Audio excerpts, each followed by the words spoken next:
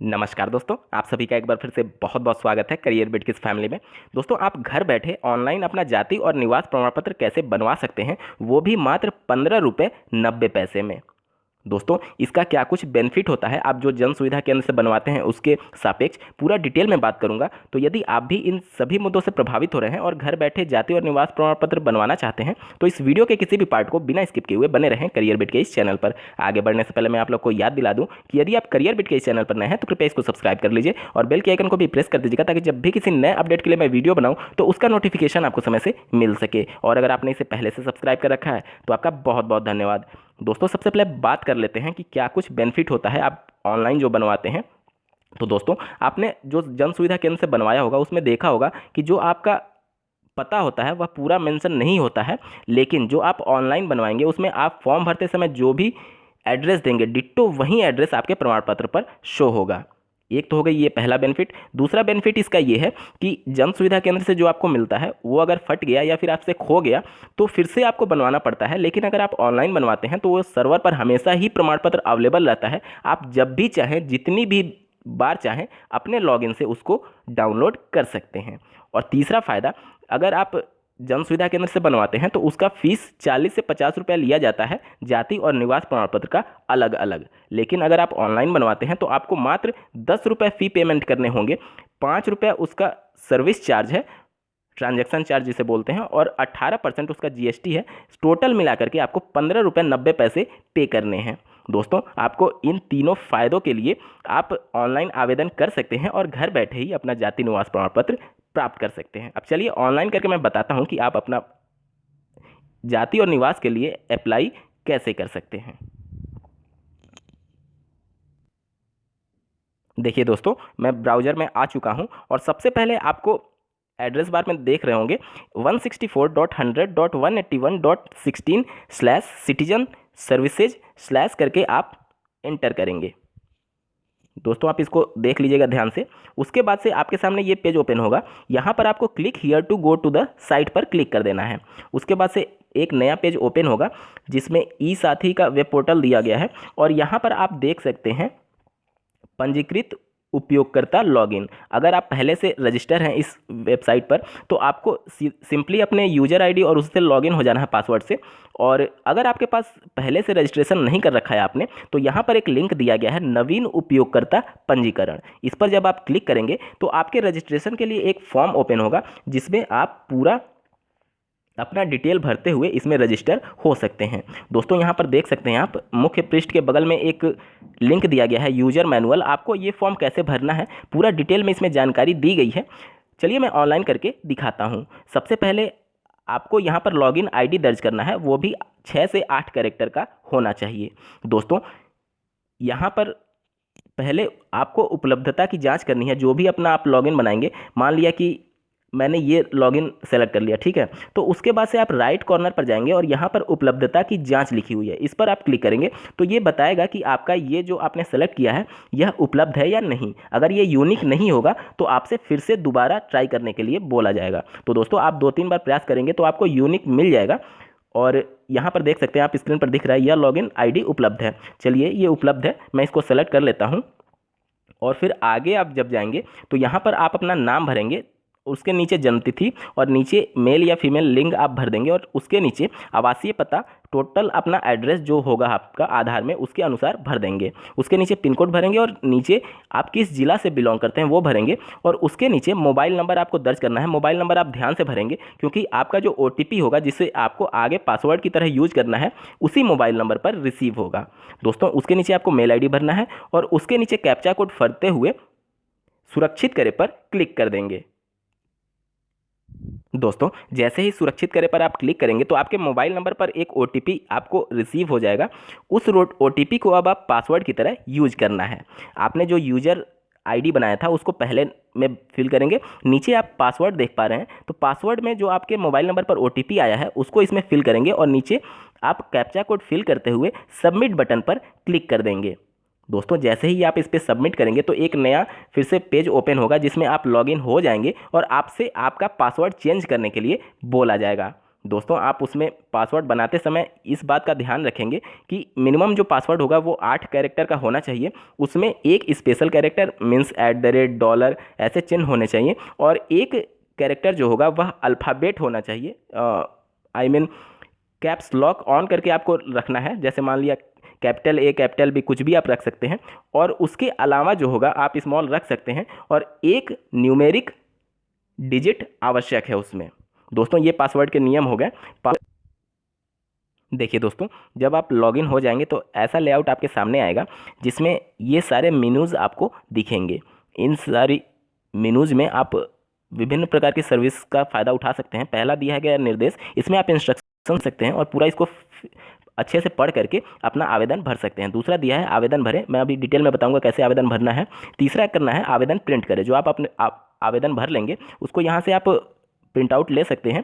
तीसरा है सेवा शुल्क भुगतान, आवेदन करने के बाद से आपको रजिस्ट्रेशन नंबर मिलेगा, वहाँ से रजिस्ट्रेशन नंबर कॉपी करते हुए इसमें पेस्ट करेंगे और अपना फ़ी पेमेंट करना होगा। और चौथा है आवेदन की सूची, इस पर जब आप क्लिक करेंगे तो जितने भी आवेदन आप किए रहेंगे वह एक लिस्ट के फॉर्म में आपको दिखाई देगा। चौथा है निस्तारित आवेदन, इस पर जब आप क्लिक करेंगे तो जितने भी आवेदन आपके एक्सेप्ट कर लिए गए रहेंगे उत्तर प्रदेश शासन द्वारा, और जितने के सापेक्ष आपको प्रमाण पत्र निर्गत कर दिए जाएंगे, उन सबकी लिस्ट इसमें दी गई रहेगी, और उस पर्टिकुलर नंबर पे रजिस्ट्रेशन नंबर पर क्लिक करके आप अपना प्रमाण पत्र डाउनलोड कर सकते हैं। उसके आगे है रसीद की प्रतिलिपि। रसीद की प्रतिलिपि मीन्स जो आप अपना फ़ी पेमेंट करेंगे उसकी रसीद आप यहाँ से डाउनलोड कर सकते हैं अपना रजिस्ट्रेशन नंबर डालते हुए। और आगे देख ही सकते हैं, आगे कुछ खास नहीं है, लॉगिन का विवरण देखें और लॉग आउट है, ठीक है। अब चलिए मैं बताता हूं कि आप अपना आवेदन कैसे करेंगे। देखिए दोस्तों, सबसे पहले आप आवेदन भरें इस पर क्लिक करेंगे, आपके सामने एक नया पेज ओपन हो जाएगा दोस्तों, जिसमें आपको अपना आवेदन करना है। देखिए दोस्तों, यहाँ पर जब आप क्लिक करेंगे तो आपको कौन सा प्रमाण पत्र बनवाना है पूरा डिटेल में आपको दिख जाएगा। देखिए दोस्तों, यहाँ पे आप अपना आय प्रमाण पत्र, निवास प्रमाण पत्र, जाति प्रमाण पत्र, दिव्यांग प्रमाण पत्र, जन्म प्रमाण पत्र, मृत्यु प्रमाण पत्र, ये सभी डॉक्यूमेंट्स आप ऑनलाइन बनवा सकते हैं। हालांकि कुछ सर्विसेज कुछ ज़िले में अवेलेबल नहीं होती हैं, लेकिन आय प्रमाण पत्र, निवास प्रमाण पत्र और जाति प्रमाण पत्र ये आप ऑनलाइन बनवा सकते हैं। चलिए दोस्तों, सबसे पहले देखते हैं जाति प्रमाण पत्र बनवाने के लिए क्या कुछ करना है। देखिए दोस्तों, जाति प्रमाण पत्र पर जब आप क्लिक कर देंगे तो आपके सामने एक ऐसा पेज ओपन होगा। उसके बाद से आपको एक नीचे लिंक दिया गया रहेगा, आवेदन के लिए क्लिक करें। इस पर जब आप क्लिक कर देंगे, देखिए दोस्तों, ये आपका आवेदन खुल जाएगा। इसी को आपको ध्यान से भरना है। दोस्तों, आवेदन भरते समय आपको सबसे पहले सेलेक्ट करना है कि सेवा का प्रकार, मीन्स आप ग्रामीण क्षेत्र में रहते हैं या नगरीय क्षेत्र में। अगर आप नगर में रहते हैं तो यहाँ पर नगरीय सेलेक्ट कर लेंगे। उसके बाद से नीचे दिया गया है प्रार्थी का नाम, आप अपना पूरा नाम इसमें फिल करेंगे, हाई स्कूल में जो भी आपका डेटा होगा उसके अनुसार। नीचे दिया गया है पति संरक्षक का नाम या फिर पिता का नाम, आप अपने माफ़ कीजिएगा पिता का नाम यहाँ फिल कर देंगे। और नीचे दिया गया है माता का नाम। दोस्तों, नीचे आप अपनी माता जी का नाम भर देंगे और उसके नीचे आपको दिया गया है वर्तमान पता।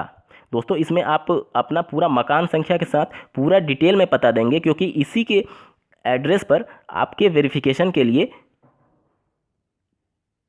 प्रोसेस होता है और इसी एड्रेस पर आपका वेरिफिकेशन किया जाएगा। नीचे दिया गया है जनपद, आप यहाँ से सेलेक्ट कर सकते हैं कि आप किस जनपद से बिलोंग करते हैं। उसके बाद से दोस्तों नीचे दिया गया है तहसील, आपको तहसील चुनना है और उसके नीचे आप मोबाइल नंबर अंकित करेंगे। और अगर आपका करस्पॉन्डेंट एड्रेस और होम एड्रेस अगर सेम है तो उपरोक्त पर अब यहाँ पर एक चेक बॉक्स दिया गया है दोस्तों, आप देखते हैं। उपरोक्त पर जब क्लिक करेंगे तो जो ऊपर एड्रेस आपने भरा था वो नीचे भी पूरा same to same ditto fill हो जाएगा, आपको दोबारा भरने की ज़रूरत नहीं है। लेकिन अगर उसी कंडीशन में जब आपका करस्पॉन्डेंस एड्रेस और होम एड्रेस बिल्कुल सेम हो। देखिए दोस्तों, आगे नीचे भरना है प्रमाण पत्र का प्रारूप। दोस्तों, आप लोग को पता होगा कि दो तरीके के प्रमाण पत्र जारी किए जाते हैं, एक जो स्टेट में मान्य होता है और एक जो पूरा सेंटर में मान्य होता है। तो यहाँ से आप सेलेक्ट कर सकते हैं कि आपको स्टेट लेवल का बनवाना है या फिर सेंटर लेवल का। इसमें दोनों के लिए सेम कंडीशन है दोस्तों, आपको कुछ भी अलग से नहीं करना होता, बस यहाँ से सेलेक्ट कर देना होता है कि आपको सेंटर का बनवाना है या फिर स्टेट का।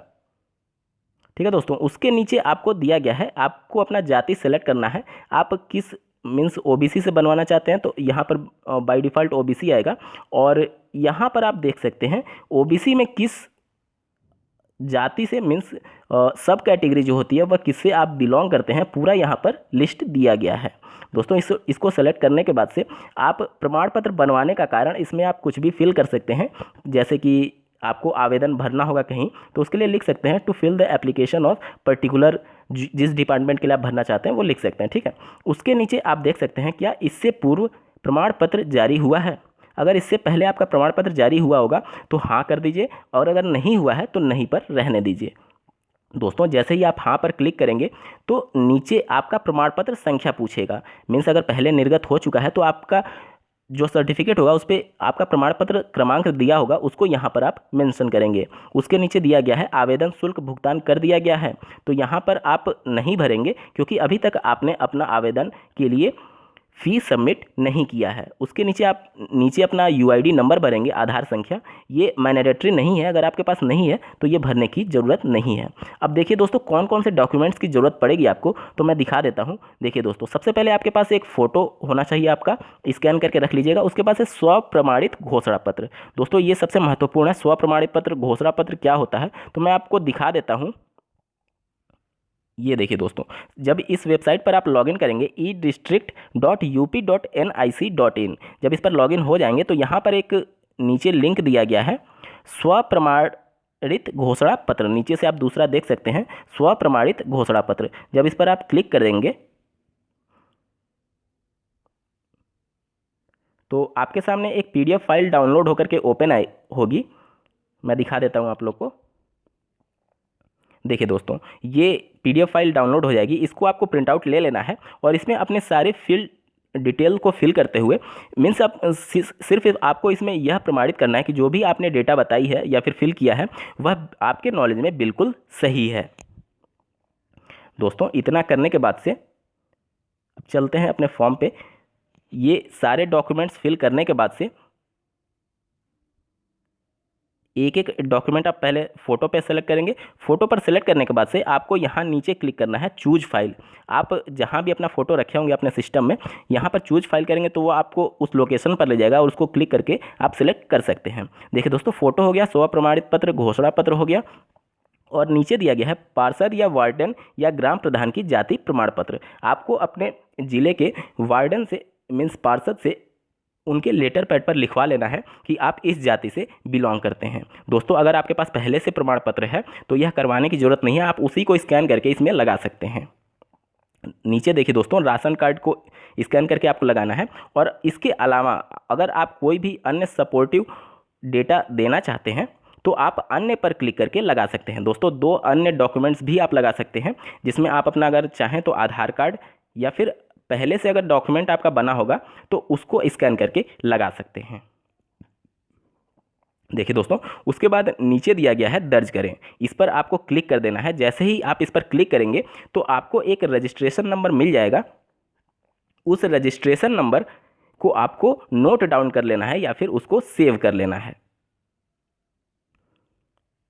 देखिए दोस्तों, जब आपको वो रजिस्ट्रेशन नंबर मिल जाएगा तो उसी पेज पर नीचे आपको फ़ी पेमेंट करने का लिंक भी दिया रहेगा। अगर आप वहाँ से नहीं कर पा रहे हैं तो आप होम पर आ जाएंगे और फिर आपको ये सारे मेन्यूज़ दिखने लगेंगे। यहाँ पर दिया गया है सेवा शुल्क भुगतान, इस पर जब आप क्लिक करेंगे